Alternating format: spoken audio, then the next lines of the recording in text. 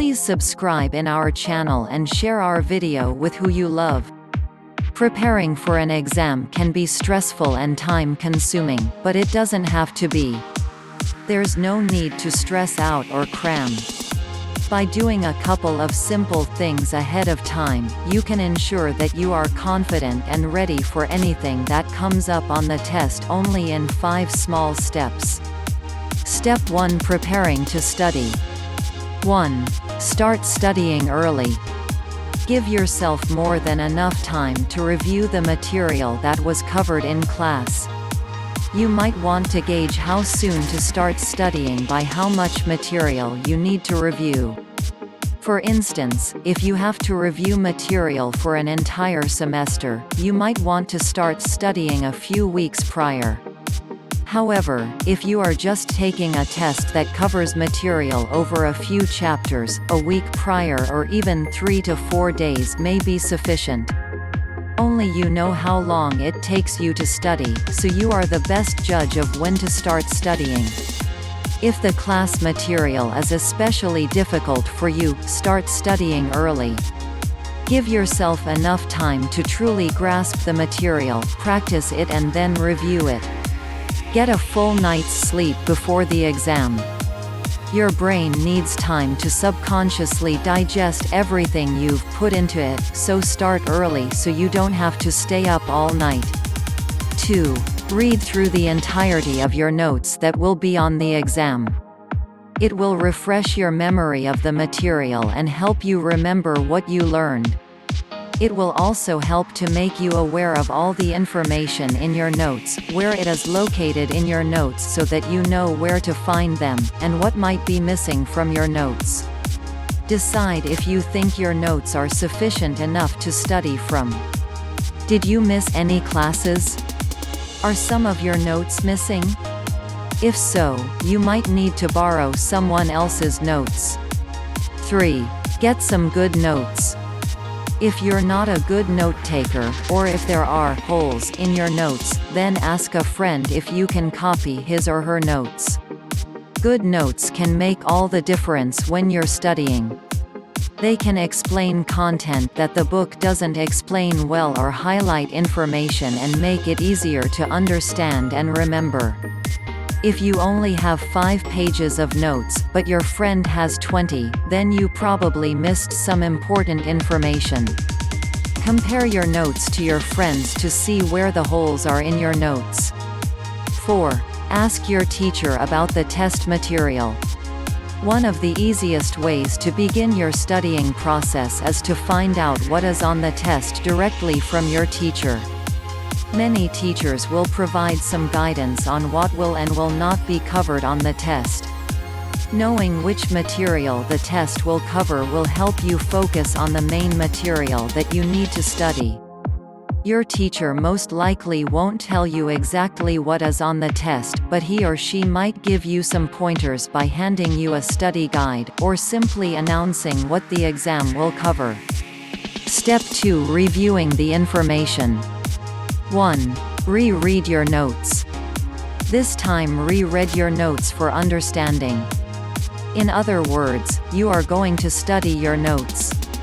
Start with the most basic information. So, if you're studying an art history unit on Impressionism, make sure you know what Impressionism means. Who were the most famous Impressionists at the time? Ask yourself, who, what, where, when for each theme, subject matter that you are supposed to know for the test.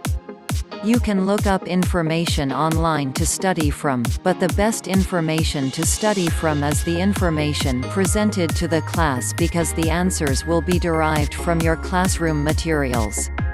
Sometimes information on the internet can vary from the information that you are presented in class. If you are planning to study from information provided on the internet, stick with sources that end with .edu or .gov. 2. Take notes while you study. Yes, take even more notes. You can highlight and underline the information as well, but writing the information down really helps you retain it better. Make sure to write down concepts that you are struggling with or are having a hard time remembering. Break down complex subjects into steps or parts. For instance, if you are trying to learn the order of historical events, list out each event that happened in the order they happened. For instance, first Linus Pauling discovered DNA, then he was awarded a prize. Write down the time frame and the events that influenced each happening. Knowing these side notes should help you to recall information because they increase your level of understanding. 3. Review your syllabus. The syllabus is an outline of everything that you should have learned over the course of the class. It's a good place to start to understand major ideas and topics that you should be learning from the class. Review it and highlight the titles and subheadings. These are the sections that you'll need to at least review to make sure you understand the big ideas behind the topics. Some teachers write down the page numbers or chapters that each section of the syllabus pertains to in your book. Take note of those pages because you should definitely review them. 4. Write down the major topics and themes that you pulled out of the syllabus. Then, go through your notes to see if you have any notes at all on those topics. Once again, if you don't, you should ask someone for notes on those topics, and re-read the sections in the book pertaining to those topics. Anything outlined in the syllabus is usually fair game for test material. 5. Review study guides and sections. In some books, each chapter has a short review or summary. This is a great place to quickly review and get a gist of a concept. Of course, if you have no idea what the summary is referring to or you need more details to jog your memory, refer to the study guide in the back of the book. Then, re-read those specific chapters or selections in the book that you were having trouble remembering. You might be able to find a study guide online for the material that you are studying if you are not able to get one from your teacher. 6. Re-read important selections of the textbook. All of the titled sections of the book from your syllabus should be re-read so that you can pull out important information. While you re-read these sections, keep in the mind the major concepts that you're supposed to be learning from those sections of the book. Write down important details as you read. Note the chapter titles and section titles as you read. They are a dead giveaway to the major concepts that are covered in those sections. Step 3. Preparing for the exam. 1. Make flashcards. After you have taken notes from studying all of your materials including the book and your notes, use that information to make flashcards. Grab an index card, or cut paper into squares to use as a flashcard. Turn statements into questions. For instance, if the statement is Linus Pauling was one of the discoverers of DNA, then write on the flashcard the question, who was one of the main discoverers of DNA? Write the question on one side, and the answer on the other. Sometimes a question will spark an idea for a follow-up question. When you're making flashcards, often you'll be able to see how you may have forgotten to study something. For instance, who were the other discoverers of DNA? This question springs from the Linus Pauling statement because the word main reminds you that there were other people involved in DNA's discovery. If you don't know the answer to follow-up questions, then you should research the information and make flashcards for those questions too. Start making flashcards for the information that you are having trouble remembering or grasping. This is the information that you need to review the most. Then, move on to information that you already know pretty well. Making physical copies of flashcards is recommended because you have to write down the questions and answers, which is a repetitive process that will help you remember the information. Also, you can carry the flashcards around and use them at any time.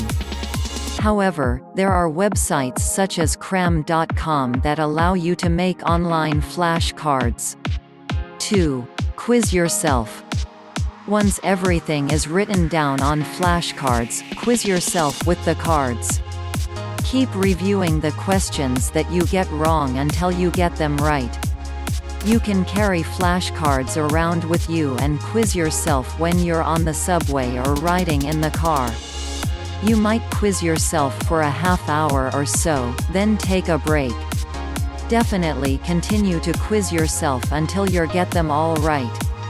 If you keep getting certain questions wrong, review your notes and textbook again to see if there is something you're not understanding. 3. Do practice questions.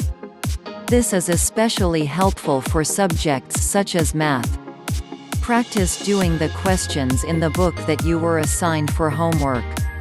Do extra questions in the back of the book. Redo questions that you got wrong, and try to figure out why you got them wrong. Do practice questions until you feel more comfortable with subject matter. If you still have more time before your exam, ask for assistance either from a teacher or a friend. 4. On the day of the exam, set your alarm at least 2 hours before the test. Scientists believe that a good night's rest is the key to better test scores. An hour and a half before the exam, start running through all the themes and subtopics in your head.